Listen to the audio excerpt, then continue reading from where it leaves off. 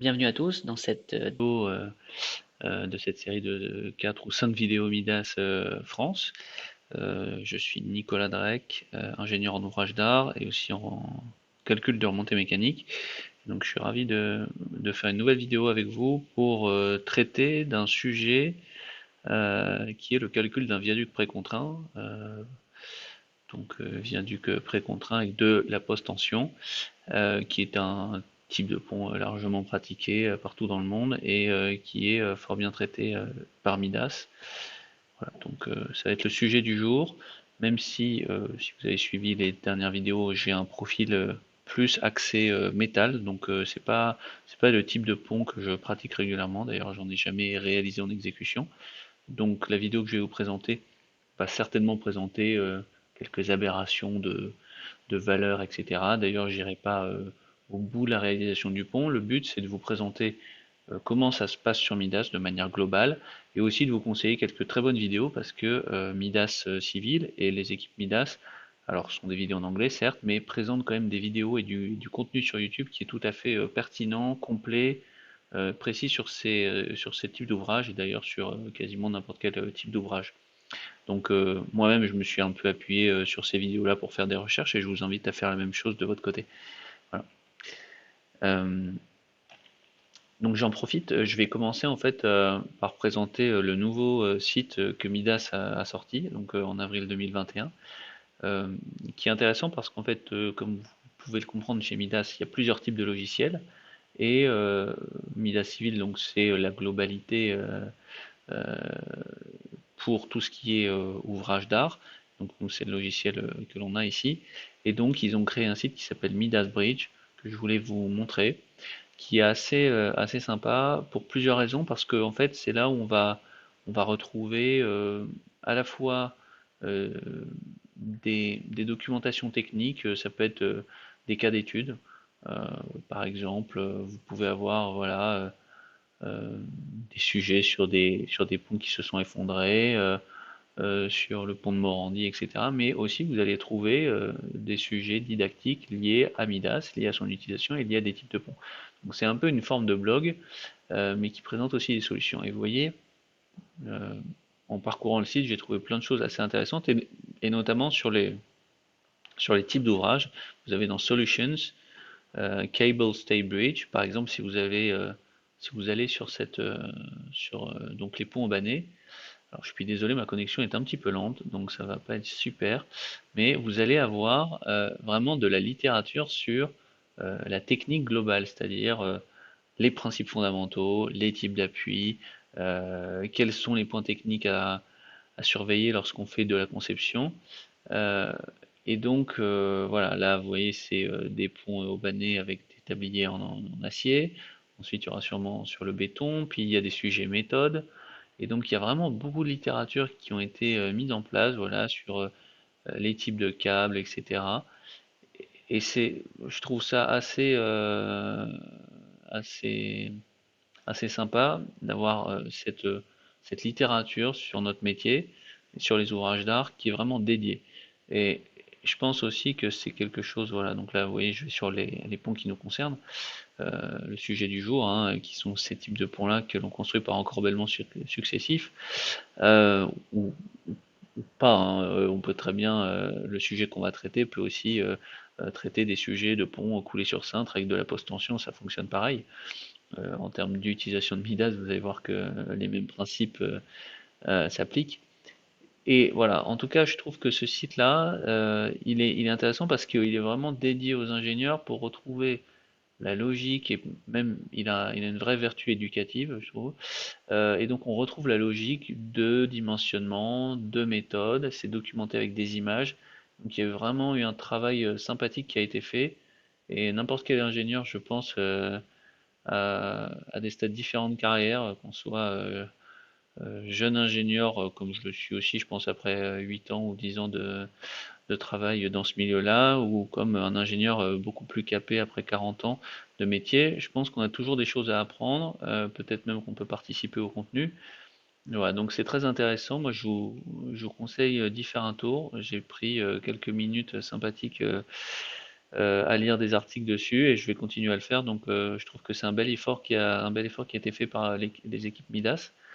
Et globalement, ça rejoint un principe, je trouve, qui est intéressant chez Midas, c'est que voilà, ils ont fait le choix de développer un logiciel pour Midas Civil en tout cas euh, généraliste, parce qu'on peut même faire un bâtiment avec, on peut faire plein de choses, mais il y a beaucoup de choses qui sont dédiées à notre métier, qui est celui des ouvrages d'art, et je trouve ça agréable d'avoir un environnement où on sent qu'on est un peu comme dans un club, c'est-à-dire que le logiciel, lui, est quand même dédié pour les ponts, et vous avez même un site sur lequel vous pouvez avoir vraiment du contenu dédié et pas seulement des bâtiments, je sais pas, de la construction métallique en tout genre et parfois des ponts. Non, là vous avez vraiment beaucoup d'informations sur les ponts et c'est quand même assez appréciable. Il y a un autre site que je peux vous montrer en parallèle, donc il y a Midas Academy qui est un bon outil aussi, dans lequel en fait oui, bah en fait maintenant en fait ça a été scindé, excusez-moi. Bah, Midas Academy en fait c'est la même chose. C'est là où en fait on retrouve toutes les tous les tutoriaux etc. Donc ça a été scindé. Alors pour faire plus simple, bah, du coup je vous invite à aller peut-être sur YouTube sur la chaîne de Midas. Alors il y a un peu plusieurs chaînes, mais vous voyez là c'est ici aussi que je passe un petit peu de temps. Vous avez Midas Academy Bridge dans lequel vous allez avoir énormément de tutos. Donc Midas Academy Bridge, vous voyez, il y a énormément de séries différentes. Parfois, on retrouve plusieurs fois la même chose, mais c'est quand même une grande source d'informations que je trouve vraiment pratique à utiliser. Et puis, si vous devenez utilisateur Midas, ce que je vous souhaite, je voulais, voilà, Midas Bridge Support. Donc, il y a aussi un support avec un temps de réponse qui est plutôt bon. Et donc Midas Customer Online Support, voyez, si vous avez des problèmes dans l'utilisation de Midas ou simplement des questions de forum, etc., vous pouvez aller chercher des informations ici, ce qui est appréciable également. Si vous avez une question, un billet, ben voilà, vous avez une interface pour faire vos demandes, vos requêtes, et vous avez aussi accès à la base de connaissances. Vous voyez, moi-même, personnellement, j'ai fait mes quelques requêtes. J'avais des sujets de convergence sur lesquels je me pose une question dans Midas GTS, par exemple, qui est l'outil de géotechnique.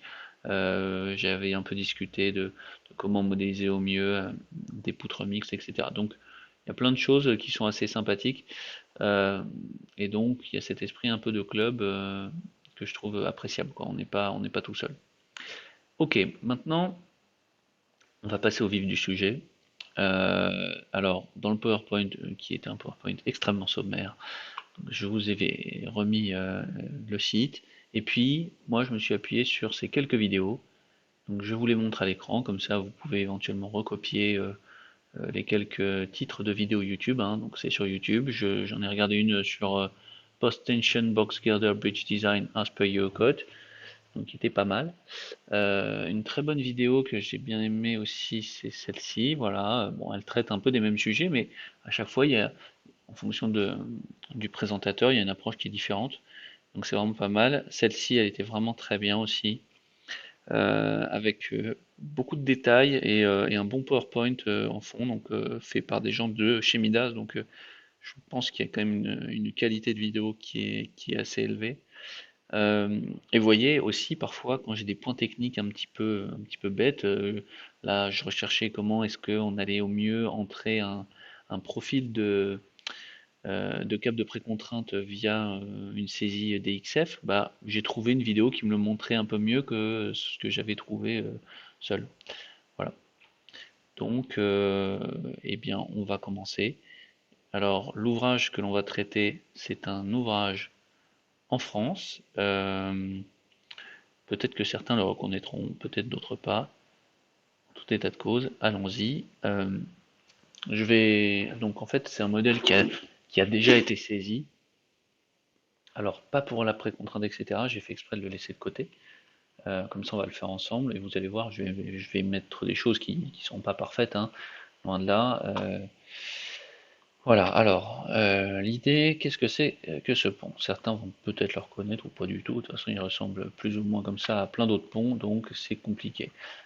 Pour info, les travées font 50, 65, 65, 50. Et c'est un ouvrage qui fait 24 mètres de large, donc c'est un gros pont comme ça, à 3 alvéoles, donc c'est un caisson béton précontraint, fait dans les années à peu près 70. Alors, vous allez me dire, mais pourquoi est-ce que j'ai ces espèces de barres transversales qui font un peu comme une arbalète là? En fait, j'ai un pont qui est totalement symétrique, que j'ai traité au règlement français, et donc en fait, j'avais pas besoin de traiter l'autre partie, je voulais pas le traiter avec des charges roulantes, pour des raisons, voilà, j'avais pas envie de le faire, sachant qu'en plus, Midas n'est pas vraiment fait pour faire le règlement français.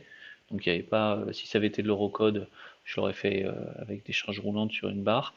Mais là, c'était pas le cas, donc j'ai fait des barres transversales sur lesquelles j'ai pu appliquer, vous voyez, énormément de charges comme les charges AL, des charges BC, etc. Donc j'ai pu le faire comme ça. Si par exemple on regarde ce qu'il y avait sur cette charge BC, bah voilà, ici j'avais des charges de camion BC, bon, qui sont ici. Voilà, et en fait j'ai un peu fait ma circulation de convoi manuellement parce que c'était le règlement français. Voilà, mais donc ça c'est pas très très intéressant. Qu'est-ce que j'ai fait pour ce caisson? Euh, donc on a une structure qui est en béton classique. Donc quand je vais saisir mes matériaux, qu'est-ce que j'ai fait? J'ai mis un C3037. J'ai mis un C3037 demi, ce qui veut dire qu'en fait c'est un béton sans masse qui m'a permis de faire les éléments transversaux. Donc ce qui était intéressant, c'est que j'ai la rigidité du béton, mais pas la masse, comme ça je la compte pas deux fois.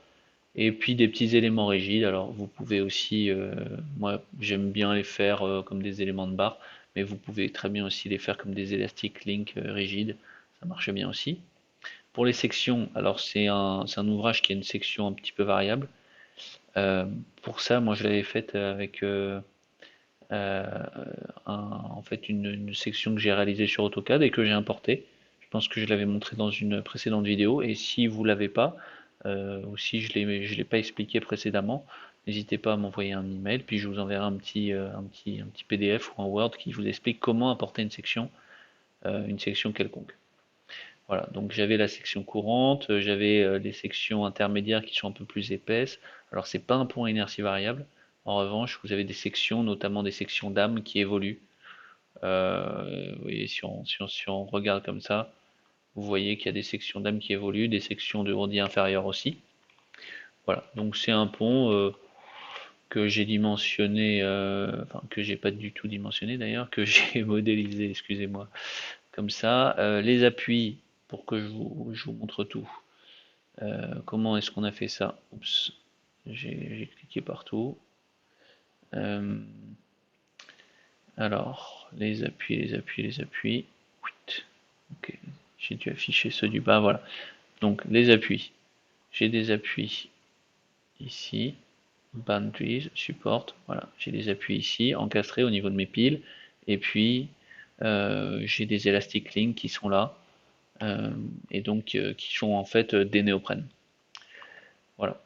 Donc mon ouvrage, il est fait, je n'ai pas fait de phasage de construction, on va en faire un, mais extrêmement simple. On va faire comme si l'ouvrage avait été construit sur cintre, ce qui n'est pas le cas en réalité. Il avait été construit avec en fait des palets au niveau des piles qui permettaient de tenir l'effort le moment, parce qu'il a été construit en cantilever, donc comme que je vous ai montré avant sur le site Midas, mais c'était avec des palets pour tenir le moment d'équilibrage des fléaux.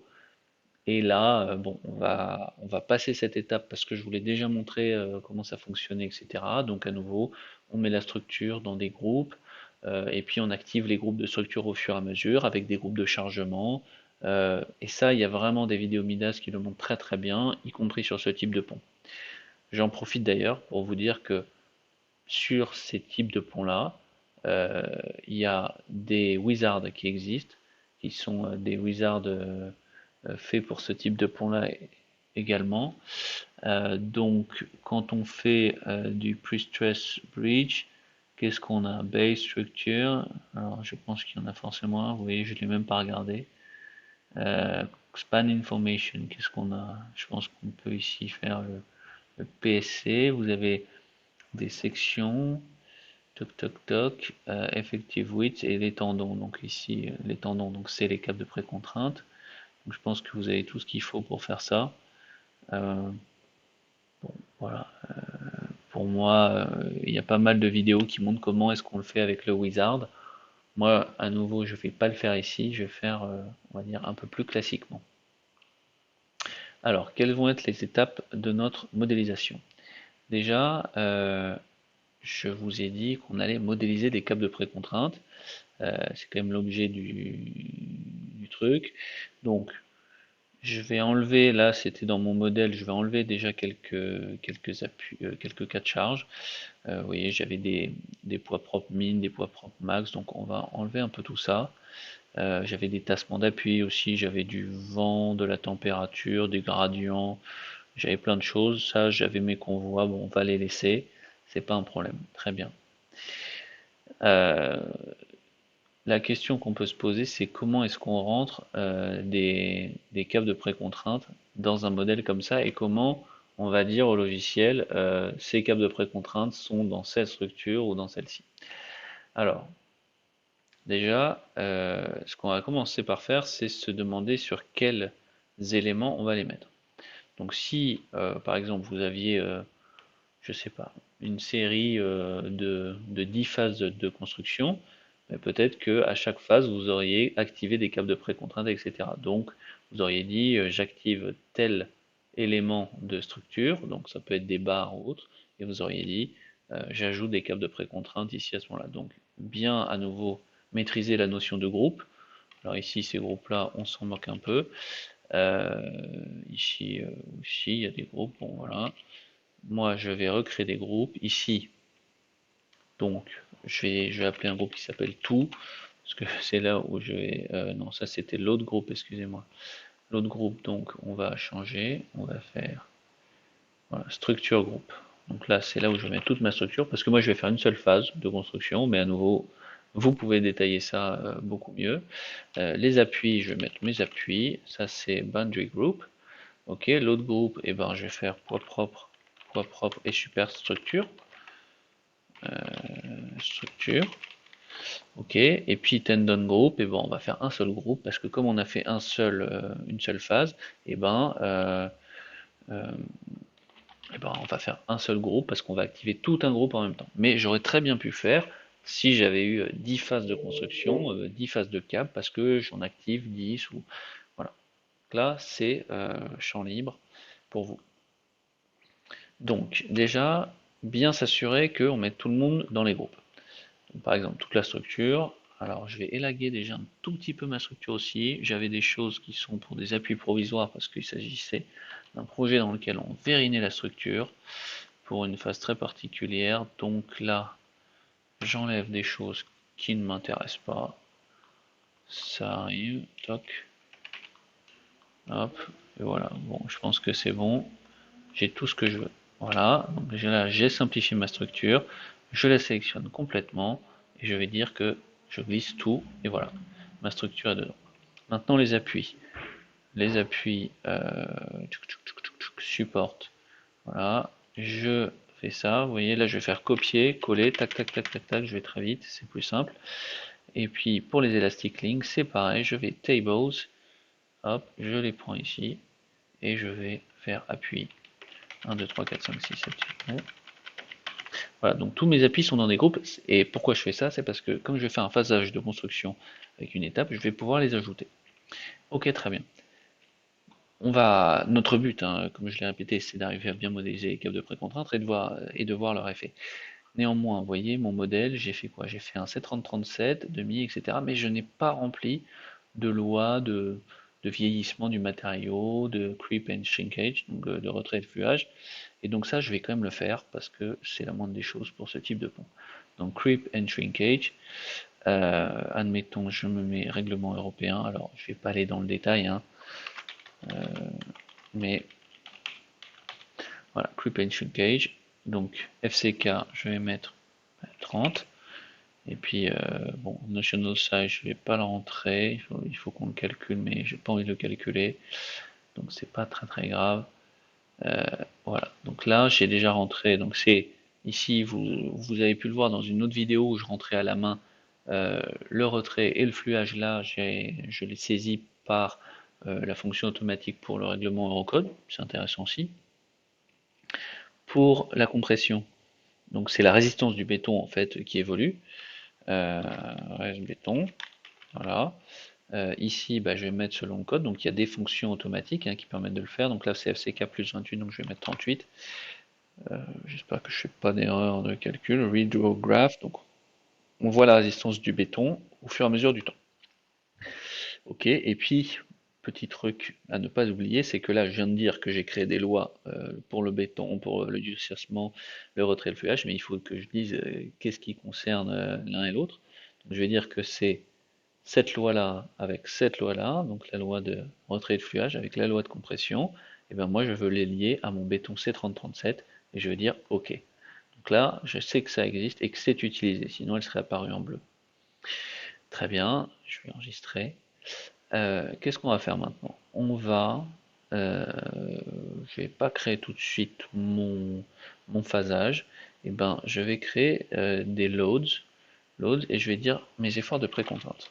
Précontrainte. Précontrainte, normalement, je peux renseigner comment ça s'appelle ici, pre-stress, voilà, add, voilà. Donc là, j'ai ajouté un cas de précontrainte. Très bien. Et maintenant, il faut que j'ajoute mes éléments de précontrainte. Mais je me rappelle d'une chose, et ça, c'est quelque chose qui est un peu important. Ne tombez pas dans ce petit piège qui peut vous embêter. Quand j'ai fait mes petits tests, ça m'a embêté. Vous allez regarder les load local axis. Notamment, moi, ma précontrainte, je vais l'appliquer sur des barres. Ça, jusque-là, c'est assez logique. Et vous allez voir, là, je viens d'afficher les axes locaux de mes barres qui constituent mon tablier. Vous voyez que j'en ai dans un sens, certaines dans l'autre, etc. Pourquoi? Parce que j'ai peut-être pas été le plus organisé quand j'ai saisi mon modèle, ça m'arrive souvent, et, euh, et j'ai rempli ça peut-être en faisant, en étant un peu irrégulier, peut-être un coup je suis parti de la gauche vers la droite, puis de la droite vers la gauche, etc. Donc ça, ben, c'est pas super. Il vaut mieux avoir fait ça dans le bon sens. Et si je regarde aussi autre chose, alors les local axis, je vais les enlever parce que il y en a tellement partout qu'on ne voit que ça, element local axis.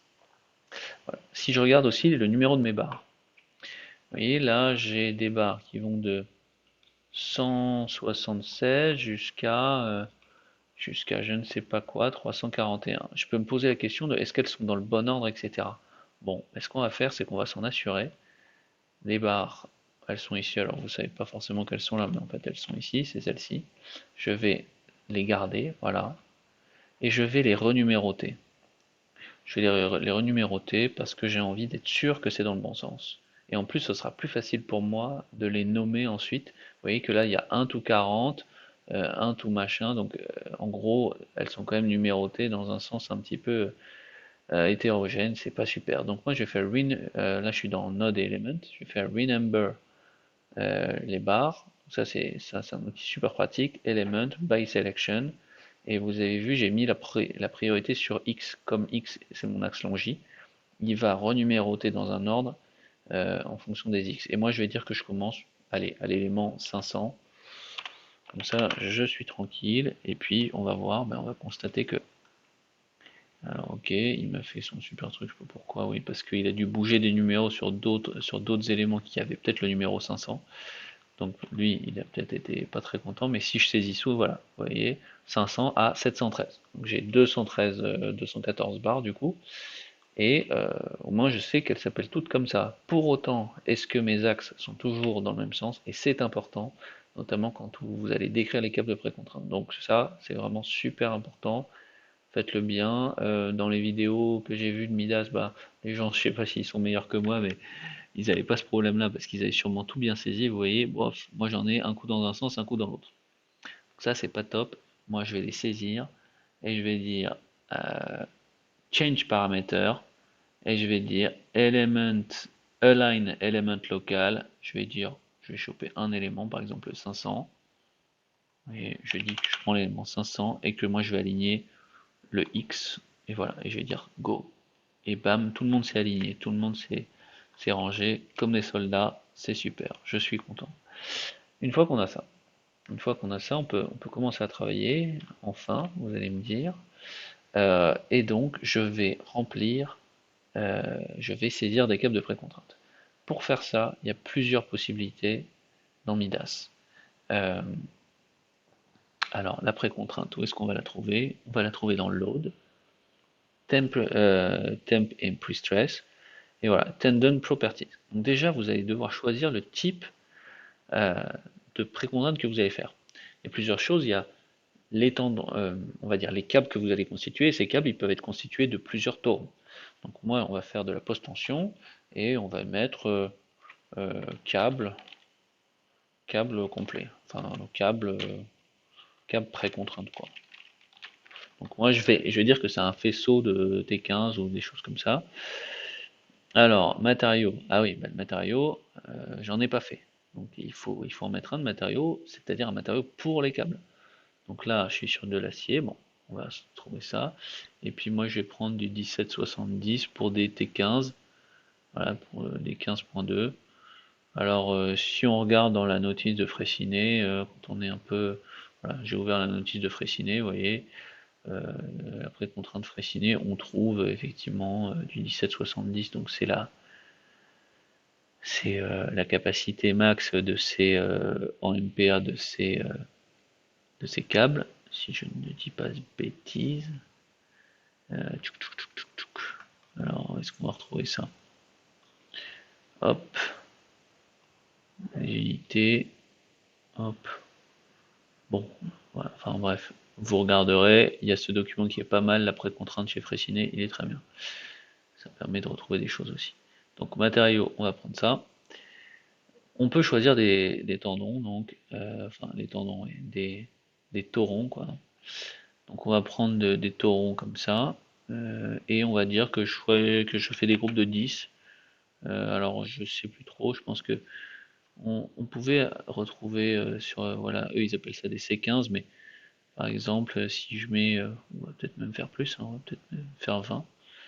Euh, Quand j'ai des groupes de torons, vous voyez, donc classe MPA 1770, et puis nombre de torons, section nominale, etc. Euh, bon, vous savez, c'est pas très très grave, combien même je dis que le diamètre n'est pas tout à fait le bon. Je vais dire qu'on met 22 torons. Hop, on en met 22. Et puis, je vais dire que la gaine, elle fait 150 mm. Peut-être que c'est pas exactement vrai, mais c'est pas très grave. Coefficient de relaxation, etc. Alors, moi, je ne suis pas expert sur la précontrainte, mais là, pour se simplifier la vie, on va mettre une loi de comportement type Eurocode. Ça mérite d'être quand même creusé un petit peu plus. Et ça, je vous laisserai le regarder. À nouveau, cette vidéo, c'est pas pour dire qu'on a fait un pont en exé de A à Z, parce que ça prend pas 45 minutes, et c'est un vrai sujet complexe. Donc là, je dis OK. Donc moi, voilà, j'ai un type de câble, c'est-à-dire que si je mets un câble, un faisceau, et que j'en mets un, et ben, il sait que si je l'affecte de ça, ben, c'est ce type-là. OK. Maintenant, il faut remplir des profils. Les profils, et là, on va les ajouter. Alors là, vous arrivez sur ça, et là, vous dites, zut, ça m'a l'air bien compliqué. C'est pas faux, dans un sens, c'est pas forcément instinctif, et surtout que un câble de précontrainte, bah voilà, ça peut avoir une forme assez alambiquée, donc c'est pas forcément simple. Il y a plusieurs manières de faire. Globalement, il y en a trois. Il y a cette manière où on va dire qu'on fait les choses à la main. Une deuxième manière, c'est on va le faire avec une importation d'un fichier DXF. Et une troisième manière, c'est avec des profils types en fait, que vous allez retrouver ici dans structure, PSC Bridge, Tendon Template. Et alors là, vous avez en fait, quand vous remplissez un petit peu ça, vous pouvez avoir des types. Donc si par exemple je mets 500, 500 tout, on a dit quoi, 713, voilà. Voilà, j'ai dit strand 1. Si je dis add, voilà, il va me proposer par exemple, alors je sais pas pourquoi j'ai un affichage qui est pas super je trouve, mais vous pouvez mettre des choses typiques en fait. Vous pouvez mettre des choses, voilà, un truc à plat, etc. Donc pourquoi pas, bah, pourquoi pas l'utiliser, on va dire straight. Straight, alors je sais pas pourquoi ça marche pas forcément super là. Hop, je vais quitter, revenir. On va essayer de les avoir à plat. Voilà, straight. Alors, admettons que groupe, vous voyez, je peux quand même rajouter le truc dans le groupe. Et donc là, vous allez renseigner un câble. Moi, je vais dire qu'il est droit. On peut régler sa hauteur. Donc si je dis qu'il est à... Il dit qu'il est à 1750. Si je mets qu'il est à 250, c'est-à-dire comme si je mettais un câble en fibre inf en fait. Qu'est-ce que ça va donner? On va voir, hein. Je vais dire OK. On va voir ce que ça donne. Hop, vous voyez, donc lui, il m'a fait le câble. C'est bien, on est content déjà. Et mon câble, il est haut. Il m'a l'air d'être assez haut. J'ai peut-être pas forcément paramétré le truc parfaitement. Ouais, ah oui, en fait, lui, il me l'a pris à partir du haut, à 250. Mais je vais pouvoir les modifier. Vous allez voir qu'on va retomber sur la première fenêtre, voilà, que je vous ai montré. Donc celui-ci, en fait, hop, je peux le paramétrer comme ça. Et comme ça. Donc là, on peut tout rentrer à la main, mais c'est vrai que c'est pas forcément hyper évident. C'est 3250, et ben moi, je vais dire qu'il est à 250. Toc, toc, et voilà, et voilà. Et donc là, normalement, mon câble, il est beaucoup plus bas, j'imagine. Si je fais Strand Profile Display, voilà, il est tout en bas. Il est tout en bas, et donc lui, bah, ça veut dire, et ça c'est important de le remarquer, c'est vraiment très important, c'est que ce câble, vous voyez, il est assigné à ces éléments-là. Ça veut dire que, en fait, c'est vraiment ici où vous allez faire vos groupes. Si vous avez 10 phases d'activation de précontrainte parce que vous avez un phasage de construction, bah, à chaque fois, vous allez dire, voilà, c'est ces éléments-là pour mon câble, mes câbles du groupe, activation 3 ou 4, et vous allez mettre vos câbles en question. Et donc, le logiciel sait à qui ça appartient, etc. Donc, comme ça, on a une bonne maîtrise. Euh, donc nous, on va continuer. Alors, je vais peut-être vous montrer déjà ce qui se passe quand on calcule ça, euh, sans même faire un phasage. Donc on va voir un petit peu, déjà, est-ce que ça fonctionne, ce que j'ai fait. Comme ça, on va voir l'effet d'un câble tout seul de précontrainte. Alors, result, ok, est-ce que par exemple, sous poids propre, j'ai déjà un fonctionnement, donc là on parle même pas de précontrainte, hein. Je fais poids propre, structure max, legend deform, voilà, donc j'ai mon ouvrage qui est comme ça. Alors je peux peut-être même tout afficher, allons-y, pas beaucoup plus cher. Vous voyez, donc là c'est mon cas de charge de poids propre, du béton, y a strictement rien de particulier. Beam stress, ouais, on peut regarder, donc ça c'est, je vais avoir en fibre sup de la traction et de la compression. Alors on va enlever la déformation, c'est pas très agréable, voilà. Donc vous voyez, j'ai une flexion tout à fait classique. Et là en fibre inf, eh ben, on a la même chose, ok, c'est réglo. Maintenant si je regarde mon cas de précontrainte seule, moi je m'attends à avoir une précontrainte, en sachant, je ne sais même pas si j'ai bien rempli, vous voyez, j'ai 0. Pourquoi j'ai 0? Parce que j'ai manqué des choses dans les informations que j'ai remplies. Donc c'est parfait. Notamment, je n'ai rien mis dans mon cas de charge de précontrainte. Donc c'est très bien de s'en apercevoir. Vous voyez, précontrainte, il n'y a strictement rien. Donc c'est qu'il manque quelque chose, il manque le cas de charge. Donc je vais dans Tendon Prestress, qui est vraiment, voilà, l'ordre, de toute façon, il est clair. 1, 2, 3, des propriétés. Un profil pour les câbles, ou un câble, ou plusieurs. Et enfin, un cas de charge. Mon cas de charge, c'est ça. Donc c'est précontrainte. Là, je vais dire que j'ai un type de tendon que j'affecte. Voilà, mon profil. Je vais dire que ça appartient à un certain groupe. Alors, si je l'avais pas fait, en fait, ça n'a d'intérêt que pour le phasage de construction. Et donc, je dis que je mets par exemple la précontrainte au début ou à la fin du câble. Donc ça, c'est à vous de voir, parce que comme en fait, il y a un ensemble de pertes et etc. et de frottements, donc ça joue. et donc je vais dire que c'est à peu près 0,7 fois la contrainte max, donc je vais dire 1239 MPa. On peut aussi l'indiquer en force. Moi, je l'indique en contrainte, c'est quand même plus simple. Et puis, je vais dire ajouter. OK. Et donc là, si je recalcule, normalement, c'est quand même moins déconnant. Et on devrait avoir la bonne réponse. Enfin, la bonne réponse en tout cas, même si là, ça n'a rien à voir. C'est un cas vraiment pour essayer. On regarde ici, donc stress, je vous avais dit beam stress. Et voilà, le cas de précontrainte, qu'est-ce qu'on va observer? Voilà, on va observer, donc là, c'est par exemple la contrainte normale. On a une contrainte normale qui est comme ça dans toute la section. Et puis en revanche, bah, c'est sûr qu'on va avoir des flexions intéressantes pour ce cas-là de précontrainte. Si on regarde la déformée du pont, qu'est-ce qu'il a fait? Bah, effectivement, comme il est très bas, ça a voulu soulever un peu parce qu'on a comprimé la fibre.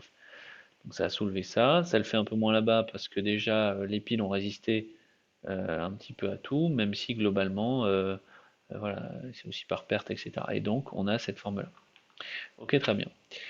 Vous avez vu, là, on a rentré un câble de manière assez basique, un câble tout droit. Peut-être qu'on a envie de faire mieux que ça quand même. Bah, on n'a qu'à supprimer notre câble. Euh, Adieu. Et donc, tendon property, tendon profile, moi je le supprime tout simplement. Ok. Rentrons un câble qui a une allure un petit peu meilleure, et d'ailleurs on pourrait en rentrer plein, hein. J'ai les profils d'époque sur cet ouvrage, il y en a beaucoup, alors il était construit avec encorbellement, donc il y a des câbles qui sont activés, désactivés, voilà, donc ça s'étudie bien. Moi je vais vous en montrer un tout simple de profil, voilà, exemple, strand, donc en fait je l'ai rentré, alors qu'est-ce que j'ai fait là? Ça, ces points-là, c'est les points qui correspondent aux piles, et j'ai fait une spline sur AutoCAD.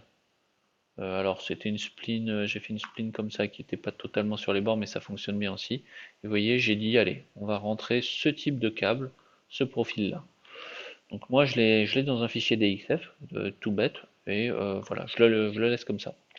Qu'est-ce que nous propose Midas pour rentrer ça? Donc imaginez, vous pouvez avoir dans votre fichier AutoCAD tracer tous vos profils de câbles, et donc vous en avez 1, 2, 3, 4, 5, et vous allez les affecter au fur et à mesure pour les faire passer dans Midas. Comment on fait? Je vais dans Outils, et donc là, je vais cliquer sur Tendon Profile Generator, et ouvrir mon fichier DXF. Alors ici, je vais ouvrir mon fichier dans vidéo 5, exemple, Strand, qui veut dire un tauron. Voilà.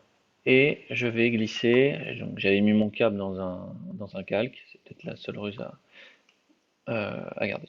Alors, l'interface, elle n'est pas forcément hyper intuitive, je trouve, mais on s'en sort, surtout si on en fait plusieurs. Donc, mettons, je l'appelle Strand 26. C'est pas très grave. Alors, ma property, vous voyez, là j'ai appelé cap de précontrainte. Cap précontrainte, comme ça il va la retrouver. Sinon, quand il va importer le truc, il ne le retrouvera pas. Donc, ça c'est important. Sign element, je pense que ça ne. On va le faire bien. Oui, je pense que c'est relativement important quand même. J'avais fait un test, si vous le faites pas bien, ça ne marche pas, ce qui est plutôt bien. Typical tendon, ouais, bah, pourquoi pas, ok. Alors, origin point. Bon, ça c'est un truc que vous allez pouvoir régler après, mais en gros, moi je l'ai rempli avec l'ouvrage qui était mis à 0. Donc, si en fait vous mettez le point à l'origine, sachant que la référence ça va être l'élément, normalement ça fonctionne pas trop mal. Et donc vous voyez, il y a Origin Point, il faut le cliquer. Ensuite il y a Click on Desired Tendon, vous le sélectionnez, il dit OK. XY Origin Point, donc là je le reclique, moi je me mets sur le 0 aussi. Alors ça c'est des choses qu'il faut un peu voir en fonction de vos cas. Et vous devez resélectionner le tendon. Voilà. L'élément de début, et ben, je pense que moi il faut que je mette l'élément de fin, mais on va voir. Je vais faire ajouter. Please sélectionne un tendon. Voilà, donc c'est ça qui manquait visiblement. Je pensais l'avoir déjà fait. Bon, là je l'ai sélectionné, je dis OK, on va voir ce que ça nous sort. Alors, vous voyez, moi j'ai un antivirus et du coup il veut pas l'ouvrir. Merci Avast. Donc je le désactive et là normalement ça va marcher. Tac. OK, toujours pas. Hop, voilà. Là, il m'a ouvert ça. il m'a ouvert un fichier texte. Donc là, je vais le copier-coller, donc CTRL A, CTRL C, et on va ouvrir MCT Command Shell. Alors, pas forcément, tout n'est pas intuitif, mais ça fonctionne. Run. Et donc là, je le fais. Et vous voyez, hop, j'ai eu mon câble qui s'est mis. C'est magique. Alors, est-ce qu'il s'est mis comme on veut ou pas? Alors, vous voyez, bah, globalement, non, c'est pas super. Il est vraiment trop bas.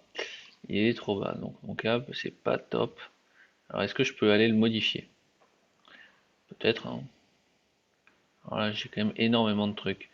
Donc, ça va pas être très facile. Offset, mais peut-être un petit offset en Z. Si je fais un offset de 1750, ça va peut-être marcher. Hop. Si je le réaffiche, display, ben voilà, là on est content. Donc mon câble, bon, il n'est pas magnifique, et puis, euh, bon, il n'est pas magnifique, mais ça va. Qu'est-ce qu'on peut faire? Est-ce que je pense qu'on peut dire qu'on a plusieurs, euh, vous allez voir. Là, comme vous avez pu le remarquer, il est dans le groupe défaut. Nous, on va le mettre dans le groupe câble. Et surtout, je peux dire combien j'ai de tendons. Et donc ça c'est chouette parce que ça permet de multiplier les câbles. Si par exemple vous l'avez sur les deux âmes, alors le mieux, et vous avez la possibilité de le faire, c'est de le représenter dans certains plans en 3D, etc. Là vous voyez, je l'ai représenté au centre, assez bêtement, alors que d'ailleurs au centre il n'y a même pas d'âme, etc. Vous allez me dire mais ça marche quand même, oui, parce qu'en fait c'est affecté à la barre.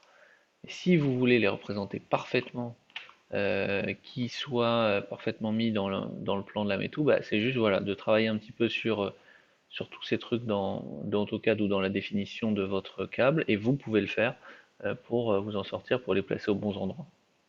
Donc moi, admettons que je dise qu'il y a 20 câbles comme ça. Ok, je dis qu'il y en a 20 des câbles comme ça, et comme ça multiplie tout par 20. On est content. Ok, super. Maintenant, phasage de construction, ça c'est important, on va le faire, parce que mon câble est rempli, donc pas de souci là-dessus. Alors peut-être que j'en ai mis beaucoup trop, on verra si on explose ou pas les contraintes, c'est pas un souci.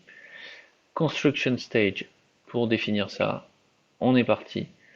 Alors, on va dire bétonnage sur cintre, pour le premier. Voilà, duration, on va dire 15 jours, c'est pas grave. Element 2, boundaries, maintenant vous devez être un petit peu habitué, appui, et puis les loads, superstructure. Ah, ça c'est pas super, PP superstructure. Qu'est-ce que j'ai? Est-ce que j'aurais pu mettre précontrainte?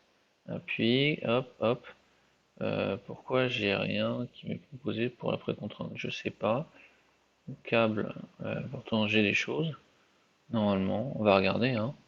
Groupe, si j'ai quand même des choses hein, dans le câble, on va voir. On va voir, on va voir. Je regarde quand même la phase de construction. J'ai dit le béton il a 0.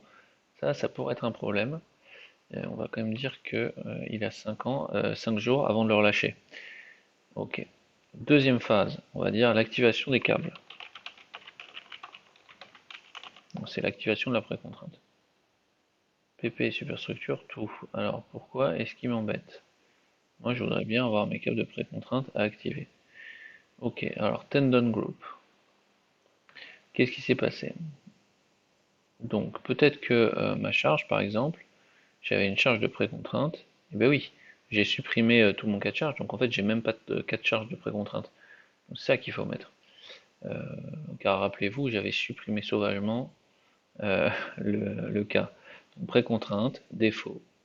Et ben l'autre groupe, j'en ai pas, effectivement, donc on va se faire un load group qui s'appelle précontrainte. Oui, parce qu'en fait, il y a des tendon groups et des load groups. Donc les load groups, c'est pour du chargement, et donc j'ai mon chargement de précontrainte. Donc quand vous allez faire votre pont en encorbellement, vous allez faire tous les chargements de précontrainte liés à vos différentes phases. Et donc là, et ben pareil, on va dire qu'on va charger, pourquoi pas au début, à 1239 MPa.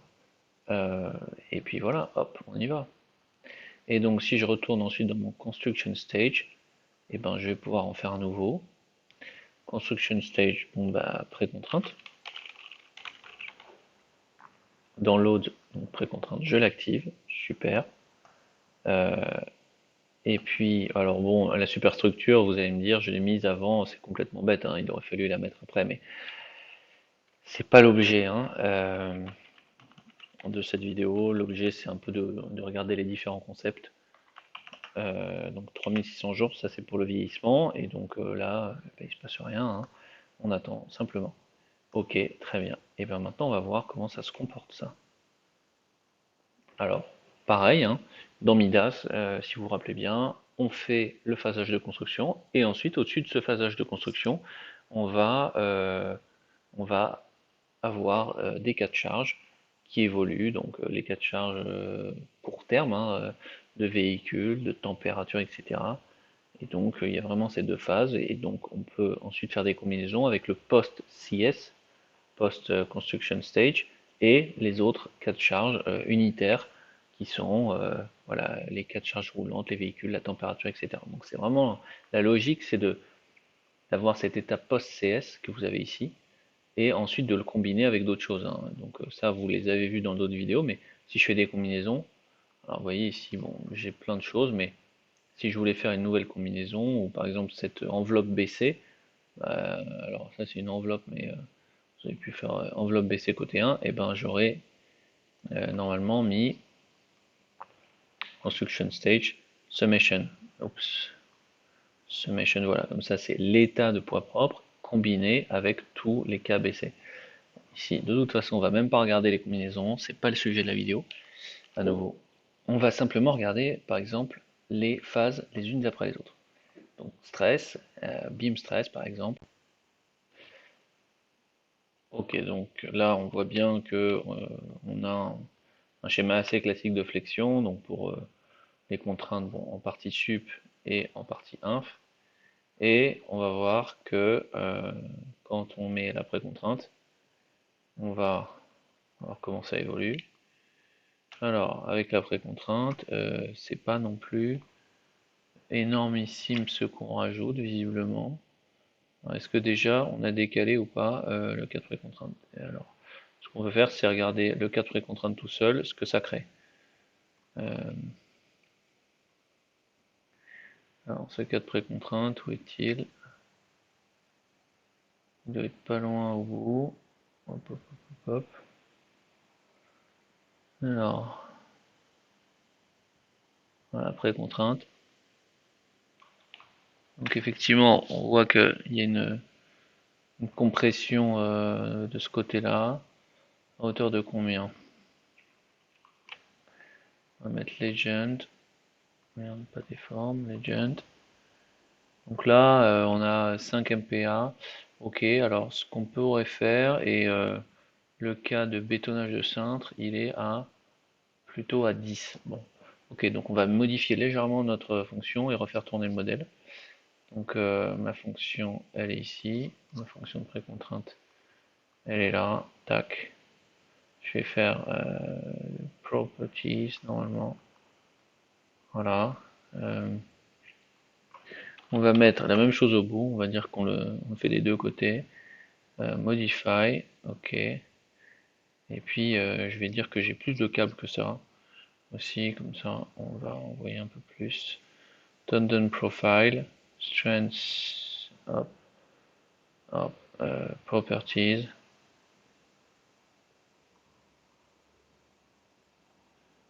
Hop, et je vais dire que j'ai 40, ouais, peut-être pas 40 câbles, mais 30 câbles.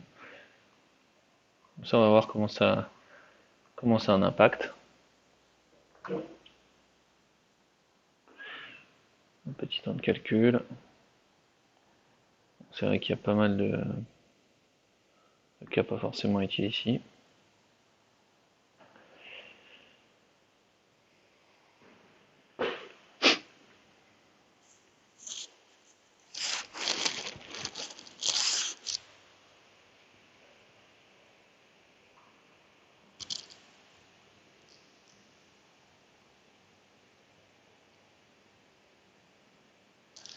Voilà, donc le calcul va se terminer.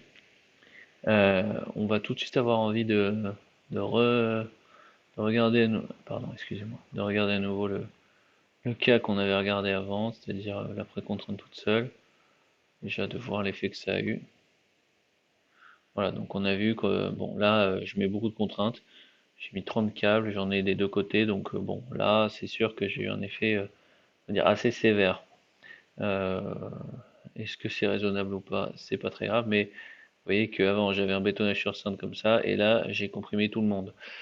Donc au moins on est tranquille. Là,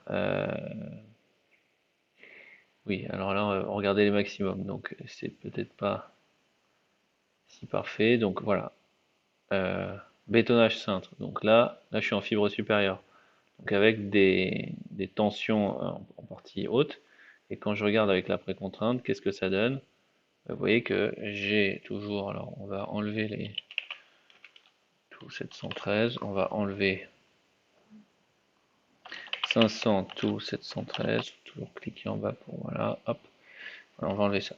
Alors bon, vous voyez que de la précontrainte, j'en ai visiblement pas mis assez parce que j'ai encore des tractions en partie sup. Donc bon, il faudrait encore en enlever. Et puis au niveau des fibres inférieures, là, je suis toujours comprimé.